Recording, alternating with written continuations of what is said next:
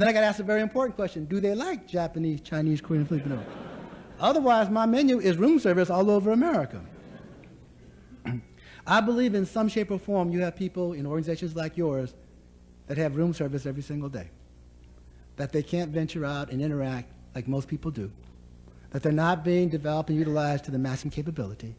And because we use special programs, there's a belief that they came in with a special criteria. It undermines not only the capability, but it undermines your ability to see and judge them in the reality of being an individual.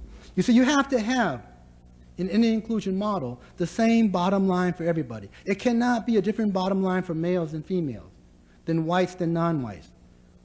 It has to be the same bottom line. The minimal bottom line in your organization or this country to deal with things fairly and equitably is simply to provide the opportunity for everybody who comes to work here to participate, contribute, and compete solely on their individual ability. That's all. You don't have to do anything special. Just do that.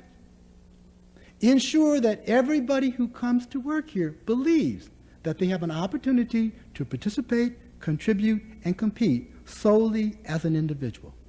If you would make that your ultimate bottom line goal, then you would make significant progress to eradicate the issues of inequity, special programming, reverse discrimination.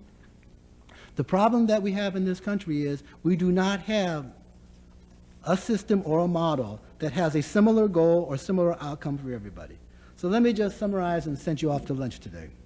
Number one, we need a model, a singular model that's inclusionary, that looks at the design to ensure that the criteria is inclusive of all the people that are here. Number two, that as you look at your organization, you establish a primary and secondary goal. Your primary goal is technically what you do.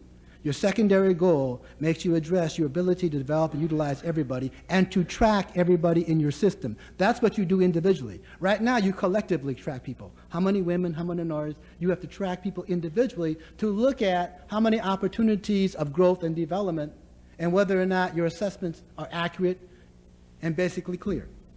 Number three, that your bottom line is your pursuit on an ongoing basis to provide, again, the opportunity for people to participate, contribute, and compete as an individual. I know that when we say opportunity to participate, contribute, and compete, some people say you have to put equal in front. Equal opportunity is redundant. It's like tuna fish.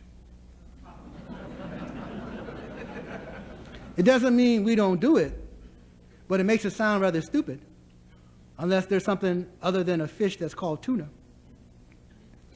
But I do know that in that pursuit, if we move down that road, then we won't get sidetracked in all the debates and discussions that are going on in this country. And the debates that we have right now is whether certain things are culturally biased. Everything you create will be culturally biased. It's impossible to create anything that's not culturally biased.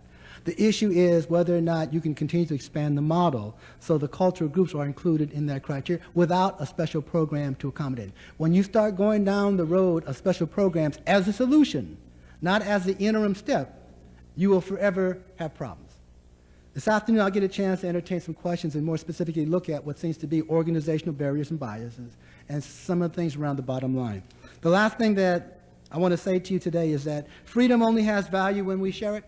Equity only has value when we all have it. Our continued survival and success as a nation is simply dependent on the strength and courage of a few good people to not conform to models of exclusion and oppression. There's a friend of mine that gave me a poem. I should say it's 7 years. It's about 20 years now. It's written by a gentleman by the name of E. Cummings. And Cummings says, to be nobody but yourself in a world which is doing its best night and day to make you just like everybody else means to fight the hardest battle which any human being can ever fight, and to never stop fighting. Your job is not to solve the problem, but simply commit to provide leadership in the struggle for change. I appreciate the invitation. Hope you have a great lunch. Thank you very much.